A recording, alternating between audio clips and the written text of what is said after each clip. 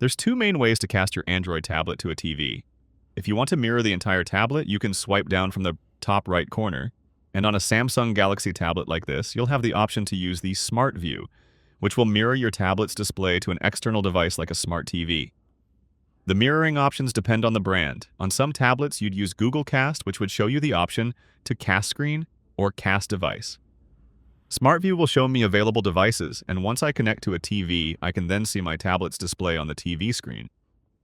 Usually your TV and tablet just need to be connected to the same Wi-Fi network. There's a slight delay, but this is good for casting websites, photos, and certain apps. While you're mirroring, you'll see these little floating controls on your screen. You can either minimize them or expand to change the mirroring settings. That is also where you disconnect and stop mirroring. If you're trying to play music or videos on your TV, there's a better way to do it. Go to an app that plays videos or music. I'm using YouTube as an example. You'll see this little icon, which allows you to output your video to an external device. I'll choose my TV, and the YouTube video will now play on my TV, while I can use my tablet as a remote for the playback. Fast forward, play and pause, it all works in real time. I can also browse and do other things on my tablet while the video keeps playing on my TV. This is usually the proper way to cast content to a TV, instead of screen mirroring, which I showed earlier.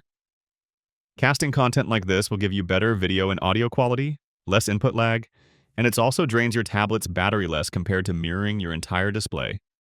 If I need to control the video, there's a little quick control on the top of my tablet's display. Tap that to view the quick controls, or tap it again to be taken back to the YouTube app or whatever app you're using to play the video. And that's how you cast an Android tablet to a TV. Click that like button if this helped, and subscribe for more easy guides like this.